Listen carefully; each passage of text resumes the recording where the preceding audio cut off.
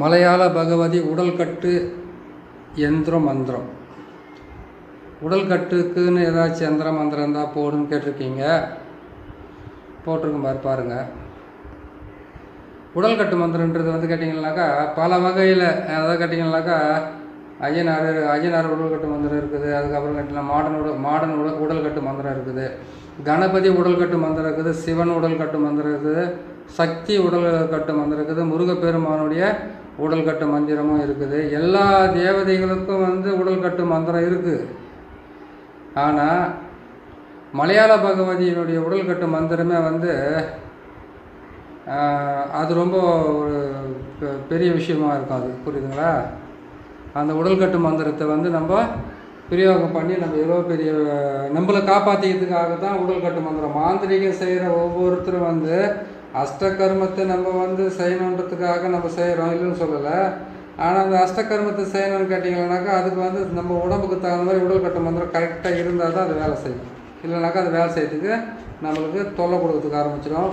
அந்த உடல்கட்டு மந்திரம் போடாமல் நம்ம போய் மாந்திரிகத்தை பிரயோகம் பண்ணுறதுக்கு ஆரம்பிச்சிட்டோம்னாக்கா அதுவும் ஒரு பிரச்சனை தான். பிரச்சனைகளை வளர்த்துக்கிட்டே தான் போகுமே தவிர இது மட்டும் குறையறதுக்கு வாய்ப்பே கிடையாது. அதான் கேட்டிங்கன்னாக்கா புவனேஸ்வரி, பராசக்தி, அகிலாண்டேஸ்வரி, புரியுதுங்களா, உமையவள், பத்ரகாளி, இவங்கெல்லாம் கேட்டிங்கன்னாக்கா இவங்களுடைய இதில் வரக்கூடியவங்க தான் இந்த நம்ம பகவதி, மலையாள பகவதி மாந்திரீக உடல்கட்டு மந்திரம். சரிங்களா? இந்த உடல்கட்டு மந்திரத்தை போடுறதுக்கு முன்னாடி என்ன பண்ணணும் கேட்டிங்கன்னாக்கா எந்த வேலை செய்கிறதா இருந்தாலும் அஷ்டகர்மத்தில் பசியம், மோகனம், ஸ்தம்பனம், பேதனம், வித்வேஷனம், ஆக்ரோஷனம், அதுக்கப்புறம் பார்த்திங்கன்னாக்கா எல்லாமே 8 வகையான மாறணும். இது 8 வகையான மாந்திரிகத்தை நீங்கள் பிரயோகப்படுறதுக்கு எந்த வேலையாக இருந்தாலும் முதல்ல நீங்கள் போட வேண்டியது பார்த்தீங்கன்னாக்கா உடல்கட்டு மந்திரம். உடல்கட்டு மந்திரத்தை போடாமல் எந்த வேலையுமே செய்தாலுமே அது பலிதமாகதோ இல்லையோ உங்களுக்கு உபாதையை உருவாக்காமல் இருக்கணும்னு கேட்டிங்கன்னாக்கா அதுக்கு நீங்கள் உடல்கட்டு மந்திரத்தை போட்டே ஆகணும். உடல்கட்டு மந்திரத்தை போடுறதுக்கு முன்னாடி தொட்டாச்சி நீங்கள் இருக்குது பார்த்தீங்களா, தொட்டாசி நீங்கள் எடுத்துக்கணும். ஆடு தின்னாம்பாலை எடுத்துக்கணும்.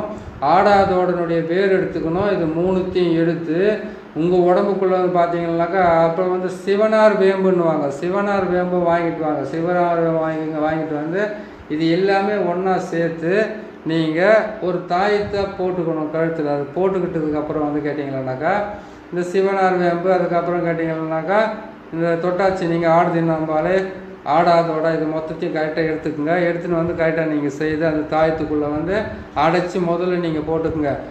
தொட்டாசி நீங்கள் எடுக்கணும்னு கேட்டிங்கன்னாக்கா புதன்கிழமை, வளர்ப்புறையாக இருந்தால் திங்கக்கிழமை அன்றைக்கி எடுங்க. வெள்ளிக்கிழமை எடுக்கலாம். ஆனால் அன்றைக்கி பார்த்திங்கன்னா சுக்கிர பகவான் வரைக்கும் உச்சம் ஆட்சி ஏதாச்சும் ஒன்றுலேருந்து எடுத்தால் ரொம்ப நல்லா வேலை செய்யறதுக்கு ஆரம்பிக்கும்.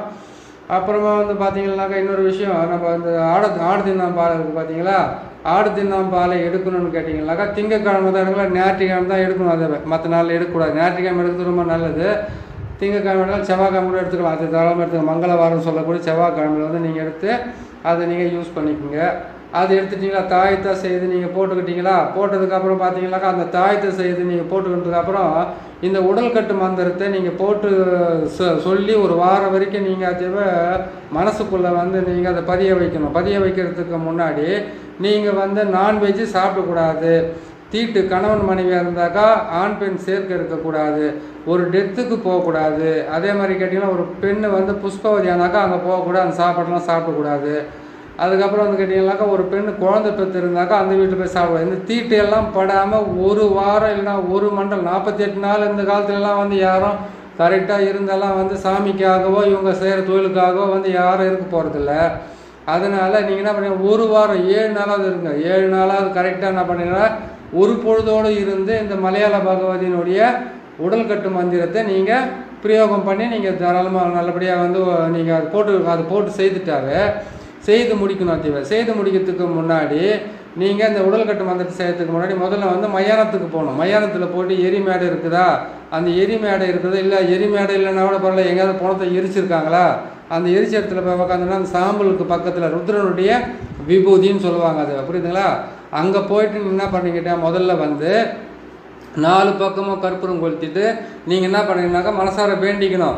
ருத்ர பகவான்கிட்ட இருந்து மனசார வேண்டிக்குங்க. இது மாதிரி வந்து நான் அந்த மாந்திரிகத்தில் வந்து தொடக்கூடிய எல்லா பொருளுமே வந்து எனக்கு பலிதமாகணும், சொல்கிறது வந்து வார்த்தை பலிதம் இருக்கணும், செய்கிற தொழில் பலிதம் இருக்கணும், மக்கள் வந்து நம்பி வர்றவங்களுக்கு உண்டான செய்து கொடுக்குற எல்லா வேலையுமே வந்து நல்லபடியாக நடக்கணும்னு நீங்கள் செய்துக்குங்க.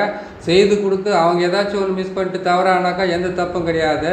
நீங்கள் செய்து கொடுக்கறதுல வந்து கொஞ்சம் எனக்கு இந்த மாதிரி உதவி செஞ்சு ருத்ரபூமியில் போய் உக்காந்து நீங்கள் மனசார வேண்டிக்கிட்டு அதை முடிச்சுக்கிட்டு அங்கேருந்து கற்பூரத்தை கொளுத்திட்டு அங்கேருந்து வந்தோடனே என்ன பண்ணி ஹரிச்சந்திரன் சொல்லுவாங்க இல்லையா, இடுகாடு, அந்த இடுகாட்டான வந்து ஒரு கற்பூரத்தை கொளுத்துங்க. கொளுத்தி முடிச்சுட்டு அதுக்கப்புறம் 2 இடத்துல முடிச்சிட்டிங்களா, பிள்ளையார் கோயில் எங்கே இருந்தாலும் பரவாயில்ல, அரச மரம் பிள்ளையாருங்கிற எந்த பிள்ளையார் கோயிலாக இருந்தாலும் அந்த பிள்ளையார் கோயிலாண்ட போயிட்டு உக்காந்து ஒரு 10 நிமிஷம் உக்காந்து உங்கள் மனசுக்குள்ளே இருக்கிறத வந்து தெளிவாக சொல்லிவிட்டு, அரச மரம் பிள்ளையாராக இருந்தாக்கா உங்களுடைய பேரை வந்து ஒரு செம்பு தகட்டில் எழுதி அந்த செம்பு தகட்டிலே வச்சு என்ன பண்ணுறீங்கன்னு கேட்டீங்கன்னாக்கா, நீங்கள் கரெக்டாக வந்து அந்த அரச மரத்தில் அடிச்சுட்டு பிள்ளையாருடைய இப்போ கால் பாதத்தான கற்பூரத்தை போட்டு கொளுத்திட்டு அங்கேருந்து என்ன பண்ணி அவர் காலை தொட்டு கும்பிட்டு அதுக்கப்புறம் வந்து என்ன பண்ணி கேட்டிங்கனாக்கா ஒரு 3 முறை தலைக்கு வந்து தண்ணியை வந்து தெளிச்சிக்கிட்டு, இல்லைனாக்கா நீங்கள் தீர்த்த மாதிரி எதாவது தெளிச்சிட்டு உக்காந்து இது என்ன பண்ணாக்கா உடம்பு மேலே வந்து நம்ம கீழே கட்டுற வேட்டி லுங்கி இல்லை நீங்கள் வந்து இந்த சாமிக்காக நீ போட்டிருக்கிறது எந்த பொருள் இருந்தாலும் அதை மட்டும் தான் நீங்கள் கரெக்டாக பார்த்து செய்யணும், கட்டிக்கணும். அதை விட்டுட்டு வந்து நம்ம ஏதாவது ஒரு துணியை கட்டிக்கிட்டு உட்காந்து மந்திரத்தை சொல்கிறோன்னு சொல்லக்கூடாது. இதை பார்த்து கரெக்டாக செய்யுங்க. அப்படியே வந்து இல்லைனாக்கா விநாயகர் பெருமாள் இல்லைனாக்கா முருகப்பெருமான்கிட்ட போய் உட்காந்து கோயில் அதை சுப்பிரமணியர் கோயிலில் போய் உக்காந்துக்கிட்டு இந்த மந்திரத்துங்களை சொல்லி நீங்கள் மனப்படம் பண்ணிக்கிட்டு வரணும். சரிங்களா? அந்த மாதிரி செஞ்சால் தான் அது வந்து கரெக்டாக வரும்.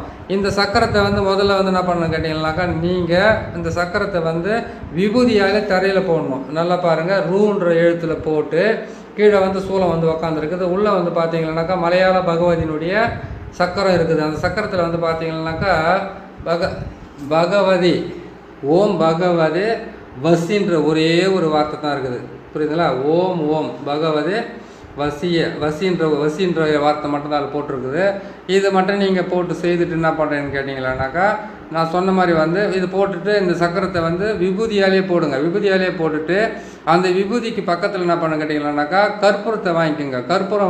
கற்பூரத்தை வாங்கினா பாருங்க கேட்டிங்கனாக்கா, இப்போ நான்வெஜ்டருக்கு வந்து பார்த்தீங்கன்னாக்கா பால் பழம் அதுக்கப்புறம் வந்து கேட்டிங்கனாக்கா சூடம் பற்றி கற்பூரம் இதெல்லாம் எல்லாமே வாங்கிட்டு வந்து வச்சுக்கிட்டு இதெல்லாம் பக்கத்தில் வச்சுக்கிட்டு என்ன பண்ணுறீங்க கேட்டிங்கனாக்கா, நீங்கள் மந்திரத்தை சொல்ல அந்த சக்கரத்து மேலே வந்து என்ன பண்ண மஞ்சளை போடணும், குங்குமத்தை போடணும், அதுக்கப்புறம் அந்த பாலை ஊற்றணும், அதுக்கப்புறம் வந்து முக்கணின்னு சொல்லுவாங்க அந்த கனிகளை வாங்கிட்டு வந்து அது மேலே போடணும். இது எல்லாத்தையும் போட்டு முடித்து அதுக்கு வந்து செய்ய வேண்டிய வேலையெல்லாம் இதெல்லாம் செய்து முடிச்சதுக்கப்புறம் என்ன பண்ணுறீங்கன்னு கேட்டிங்கனாக்கா, அந்த இடத்துலேருந்து அந்த சக்கரத்தை தொட்டு கும்பிட்டு அதுக்கப்புறம் வந்து உடல் கட்டு மந்திரத்தை வந்து நீங்கள் பிரயோகம் பண்ணலாம். உங்கள் கையில் வந்து திருநீரை கையில் வச்சுக்கோங்க. திருநீரை கையில் வச்சுக்கிட்டு நீங்கள் சொல்ல வேண்டிய மந்திரம் வந்து ஓம் மலையாள பகவதி தேகத்தில் பஞ்சாட்சர மூர்த்தி காவல், கைகளில் மகேஸ்வரி காவல், சிரசு முதல் பாதம் வரை அஷ்ட தேவர்களும் ஓம் என்ற ஆச்சாரமும், காதில் வீரபத்ர தேவனை சுற்றி கால்வரன் காத்து ரட்சிக்க. இதை தான் நீங்கள் சொல்ல வேண்டிய மந்திரம். எப்படின்னு கேட்டிங்களானாக்கா, இன்னொரு முறை சொல்கிறேன் கேட்டுங்க. ஓம் மலையாள பகவதி தேகத்தில் பஞ்சாட்சர மூர்த்தி காவல், கைகளில் மகேஸ்வரி காவல், சிரசு முதல் பாதம் வரை அஷ்ட தேவர்களும் ஓம் என்ற ஆச்சாரமும், காதில் வீரபத்ரனும் என்னை சுற்றி. அதான் கேட்டீங்களா, ஓம் மலையாள பகவதி தேகத்தில் பஞ்சாட்சர மூர்த்திகள், கைகளில் மகேஸ்வரி காவல், சிரசு முதல் பாதம் வரை அஷ்ட தேவர்களும் ஓம் என்ற ஆச்சாரமும், காதில் வீரபத்ர தேவனும் இவரை சுற்றி காலவரம் காத்து ரட்சிக்க. அதாவது உங்களுக்கு முன்னாடி வந்து ஒருத்தர் உக்காந்துருக்கனாக்கா அவரை சுற்றி காலவரம் காத்து ரட்சிக்கணும்னு அந்த வார்த்தை சொல்கிறீங்க. உங்களை பாதுகாக்கணும்னா கையில் வந்து திருநீரை வச்சுக்கிட்டு என்ன பண்ணுறீங்க கேட்டிங்கனாக்கா, இந்த சக்கரத்தை வந்து எழுதி இதை போட்டு, அதாவது கேட்டிங்கன்னா தரையில் போட்டுட்டு நீங்கள் விபூதியால் போட்டுட்டு உக்காரீங்கனாக்கா நீங்கள் கற்றுக்க போகிறீங்க. இந்த மந்திரத்துங்களை வந்து நீங்கள் மனப்பாடம் பண்ண போகிறீங்க. அந்த மந்திரத்தை வந்து நீங்கள் பாராயணம் பண்ணுறீங்கன்றது அர்த்தம். இதே சக்கரத்தை வந்து நீங்கள் தகட்டில் எழுதி அந்த தகட்டோட சேர்த்து அஷ்டகந்தமும் கட்டுச்சாந்தி, இதை அஷ்டகந்தம், புணுக்கு, ஜவ்வாது, கஸ்தூரி இதையெல்லாம் சேர்த்து நீங்கள் மையாக்கி அந்த மையை வந்து வச்சு நீங்கள் செய்துட்டு இதை தேக சுத்தி பண்ணிக்கணும். அதுக்கப்புறம் மந்திரத்தினுடைய மந்திர சுத்தி, அதுக்கப்புறம் கேட்டிங்கனாக்கா எந்திர சுத்தி, அதுக்கப்புறம் இதெல்லாம் செஞ்சிடணும். இதெல்லாம் செஞ்சு முடிச்சதுக்கப்புறம் தான் நீங்கள் அதை வந்து கரெக்டாக செய்ய முடியும். புரியுதுங்களா? இதெல்லாம் செஞ்சு வச்சிங்க. இந்த தாயத்தை வந்து போடும்போது வந்து மிளகு சாரணைன்றது வந்து ஒரு மூலிகை இருக்குது. அதை கேட்டிங்கனாக்கா திருமணமே ஆகாதவங்களுக்கு கூட திருமணத்தை செய்து வைக்கும் மிளகு சாரணை. வெள்ளிக்கிழமை அன்னைக்கு காலையில் சுக்கிரவாரம் சொல்லக்கூடிய அந்த காலையில் 6லேருந்து 7 மணி வரைக்கும் சுக்கிரவாரையில் வந்து இதுக்கு எலுமிச்சம் பழமும் தயிர் சாதம் அதுக்கப்புறம் பால் பழமெல்லாம் வச்சு அதனுடைய ஆணி வேறு அறுபடாமல் பிடிங்கிட்டு வந்து ஒரு பெண்ணை வந்து திருமணம் பண்ணிக்கிறதுக்கு ஒரு ஆணை திருமணம் பண்ணிக்கிறதுக்கு அந்த தாயத்தை வெள்ளி தாயத்தில் போட்டு கொடுத்தாங்கன்னாக்கா அது கரெக்டாக திருமணம் நடக்கும், இல்லைன்னு சொல்லலை. ஆனால் அந்த மிளகு சாரணையை வந்து நீங்கள் இதே இதில் வந்து பழக்கத்திலே வந்து வெள்ளிக்கிழமை அன்றைக்கி காலையில் எழுந்திரிச்சோன்னே என்ன பண்ணி கேட்டிங்கனாக்கா நீங்கள் அந்த மிளகு சாரனுடைய வேர் எடுத்து போய்ட்டு எலுமிச்சம்பழம் எடுத்துக்கோங்க.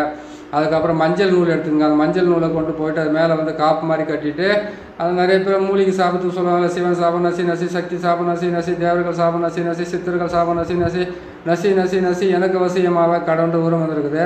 ஓம் மூலி சர்வ மூலி ஜீவ மூலி உன் உயிர் உன்னுடலில் இருக்க எனக்கு வசப்படவாக ஓம் சுவாகம் சொல்கிற அது ஒரு மந்திரம் இருக்குது. பல மந்திரங்கள் இருக்குது. இதில் எல்லாம் வந்து இது ஒரு மந்திரம் தானே கிடையாது. எத்தனை சித்திரங்கள் அத்தனை சித்திரம் வந்து ஆளுக்கு ஒரு மந்திரத்தை கண்டுபிடிச்சிட்டு வச்சுட்டு போயிடுற மாதிரி இருக்குது.